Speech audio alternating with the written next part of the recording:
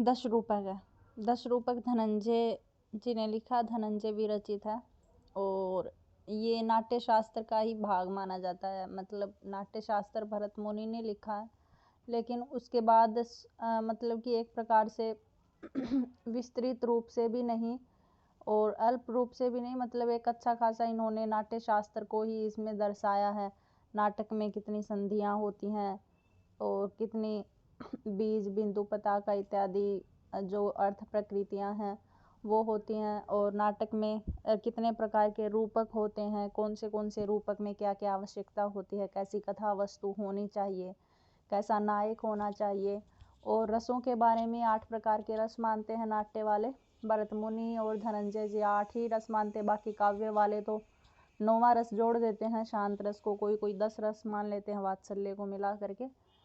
लेकिन हमें तो नाट्य की तरफ से पढ़ना है, तो 8 रसों के बारे में भी 8 रस 8 स्थायी भाव इत्यादि के बारे में अच्छा खासा कौन से रस का कौन सा देवता है इस प्रकार से दर्शाया गया है।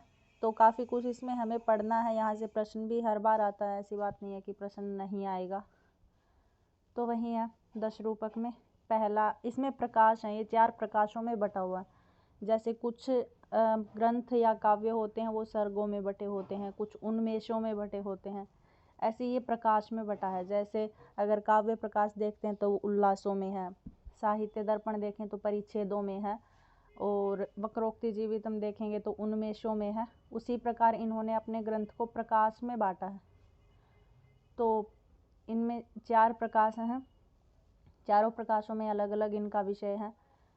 तो देखते हैं, धनंजय विरचित दश रूपक में 4 प्रकाश हैं और यह नाट्य शास्त्र का ही एक छोटा रूप माना जाता है। मतलब नाट्य शास्त्र 36 अध्यायों में विभक्त है, जहाँ पर रस इत्यादि के बारे में अच्छा वर्णन मिलता है, नाटक के बारे में वर्णन मिलता है, नाट्य मंडप इत्यादि के बारे में अच्छा वर्णन मिलता है विस्तृत रूप से।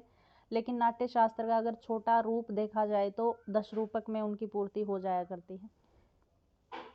धनंजय के द्वारा लिखा, तो धनंजय मुंज राजा के दरबारी कवि थे। लगभग इनका समय 974 ईस्वी के आसपास का माना जाता है। इन्होंने ग्रंथ के अभीष्ट की सिद्धि के लिए गणेश जी की, भरत मुनि की, विष्णु आदि को नमस्कार किया है। तो नमस्कारात्मक नांदी पाठ हो जाता है, क्योंकि गणेश को नमस्कार, भरत मुनि इत्यादि को नमस्कार किया और विष्णु को नमस्कार किया, तो इसलिए नमस्कारात्मक नांदी पाठ है या नमस्कारात्मक मंगलाचरण है, ऐसा बोल सकते हैं। आगे है दश रूपक।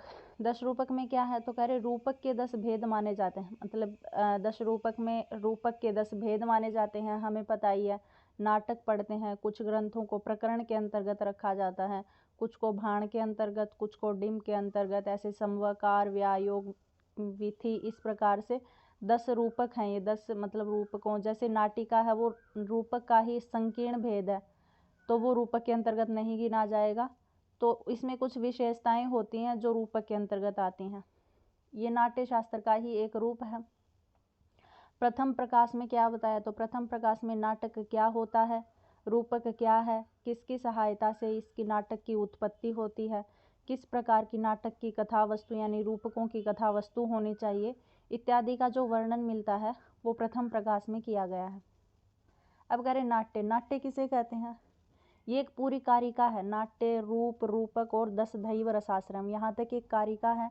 ऐसे अवस्थानुकृतिर नाट्यम रूपकम दृश्यते उच्यते रूपकम तत्समारोपात 10 दैव रसाश्रयम, ऐसे कारिकाओं में विभक्त है ये। फिर कारिकाएं हैं, फिर वृत्तियां हैं, फिर उदाहरण दिए गए हैं।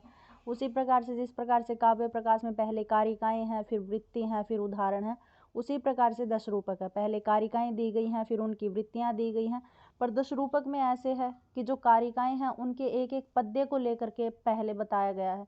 जैसे पहले नाट्य के बारे में एक पद्य उठा लिया एक कारिका से, अवस्थानुकृतिर नाट्यम, पहले इसके बारे में, फिर दूसरा पद्य उठाएंगे, दूसरा पाद उठाएंगे, फिर तीसरा पाद, फिर चौथा पाद, ऐसे है। तो सबसे पहले इस कारिका में नाट्य। नाट्य किसे कहते हैं, तो कह रहे अवस्थानुकृतिर नाट्यम, अर्थात अवस्था का अनुकरण करना, किसी की भी अवस्था का अनुकरण करते हैं। जैसे रामायण में राम की अवस्था का अनुकरण किया जाता है। जैसे हम रामायण के पात्र देखते हैं तो जो राम का नाटक करते हैं, राम का अनुकरण करते हैं, वो स्वतः तो राम नहीं है, लेकिन वैसे के वैसे लगते हैं कि ये राम ही है। हम उसको अगर नाटक में देख रहे हैं तो हम उसे राम के रूप में ही देखते हैं। हमारे मन में ये भ्रम नहीं होता है कि ये कोई और मनुष्य है और नाटक राम का कर रहा है, ऐसा नहीं होता है। वो पूर्ण रूप से उसकी अवस्था का अनुकरण कर रहा है, तो ऐसे लगता है जैसे राम ही है। कभी कभार रामलीला देखते हैं तो वहाँ गोपियों संग अगर कृष्ण नाचते हुए दिखाई देते हैं तो हम दूर से समझ जाते हैं कि ये कृष्ण है, क्योंकि उन्होंने पूर्ण रूप से कृष्ण की अवस्था का अनुकरण किया है। तो इस प्रकार से जहाँ पर अवस्था का अनुकरण किया जाता है, किसी भी पात्र की अवस्था का, या किसी भी आपसे पहले इतिहास प्रसिद्ध कोई भी नायक है, कोई भी राजा है, कोई प्रतिनायक है इत्यादि की अवस्था का वैसा अनुकरण किसी नट के द्वारा किया जाता है, उसको नाट्य कहा जाता है। ठीक है, तद अवस्थानुकृतिम नाट्यम। आपसे पूछा जाएगा नाट्य किसे कहते हैं, तो आपको बताना अवस्थानुकृति नाट्यम, अर्थात अवस्था का अनुकरण करना नाटक कहलाता है। आगे कह रहे रूप। रूप किसे कहते हैं? रूप का मतलब होता है दिखाई देना, किसी चीज़ का रूप देखना। जैसे कुछ चीज़ें ऐसी होती हैं जो केवल श्रव्य मात्र होती हैं, जैसे महाकाव्य होते हैं वो श्रव्य होते हैं, लेकिन नाटक होते हैं वो दिखाए जाने की वजह से रूप बोले जाते हैं, यानी दृश्य होते हैं। तो रूप का वही मतलब है, रूपम दृश्यते उच्यते, अर्थात दृश्य होने के कारण, दिखाया जाने के कारण इसको रूप कहा जाता है। आगे कहा तो रूपक किसे कहा जाता है, तो कह रहे रूपकम तत्समारोपात। तत्समारोपात अर्थात जो जैसा मनुष्य पहले हुआ है, जो नायक हुए हैं, प्रतिनायक, किसी की व्यवस्था का हम अनुकरण कर रहे हैं, तो पूर्ण रूप से मतलब उस नट के ऊपर उसी मनुष्य का आरोप कर देना। जैसे अब कोई मनुष्य हैं, कई रामायण बहुत तरह की चलती हैं, हमारे टीवी में भी हम देखते हैं, तो रामायण जो मनुष्य कर रहे हैं उनके ऊपर राम का बिल्कुल रूप से समारोप कर रखा है। जिस जैसा राम करते थे द्वापर युग में, जैसी जैसी उनकी दिनचर्या थी, मर्यादा जैसी थी, तो उस प्रकार से पूर्ण रूप से इन मनुष्यों के ऊपर, आज के कलयुग के मनुष्यों के ऊपर उस राम का समारोप कर रखा, आरोप कर रखा है, तो उसे रूपक कहा जाता है। अर्थात किसी की अवस्था का बिल्कुल आरोप कर देना ही समारोप यानी रूपक कहलाता है। आगे है 10 दैव रसाश्रयम, और इस प्रकार से 10 प्रकार से रसों के आश्रित ये नाटक होता है। 10 रस पर आश्रित रहने वाला, कभी ये वीर रस पर आश्रित रहेगा ये नाटक, कभी श्रृंगार रस पर, कुछ ऐसे होते हैं जहाँ पर रौद्र इत्यादि रस मिलते हैं, कहीं हास्य रस मिलते हैं, कई नाटकों में कोई और रस मिलता है।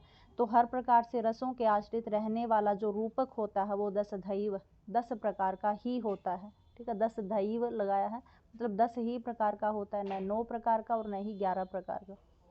अब कह रहे 10 प्रकार कौन से हैं, तो पहला नाटक है, प्रकरण है, भाण, कुछ काव्य ऐसे हैं जो भाण के अंतर्गत आते हैं, कुछ प्रहसन के अंतर्गत हैं, कुछ डिम के अंतर्गत हैं, कुछ व्यायोग के अंतर्गत, कुछ समवकार के अंतर्गत, कुछ विधि और कुछ अंक और कुछ इहामृग।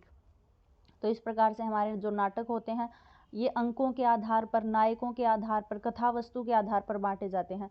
अगर अंक 5 से लेकर के 10 हैं, नायक अच्छा है, धीरोदात्त नायक है, अगर कथा वस्तु इतिहास प्रसिद्ध है तो वो नाटक के अंतर्गत कर देते हैं। और अगर अंक 10 हैं लेकिन कथा वस्तु कवि कल्पित है, धीर प्रशांत नायक है, तो वो प्रकरण के अंतर्गत कर देते हैं। अगर अंक 1 है लेकिन धूर्त चरित्र का वर्णन किसी नाटक में होता तो वो भाण के अंतर्गत चला जाता है। तो इस प्रकार से अलग अलग कथा वस्तु रसों के अधीन और नायकों के अधीन जैसा जैसा नाटक लिखा जाता है वो उसी प्रकार के रूपक के अंतर्गत चला जाता है। आगे है रूपक के तत्व। रूपक के 3 तत्व होते हैं। रूपक मतलब एक तो रस के आश्रित रहता है, फिर रूपक में वस्तु देखी जाती है कि कथा वस्तु कैसी है। कुछ वस्तुएं, कुछ नाटक के अंतर्गत जो वस्तुएं ली जाती हैं वो इतिहास प्रसिद्ध होती हैं, कुछ कवि के द्वारा लिखी गई, जैसे हर्षचरित नाम का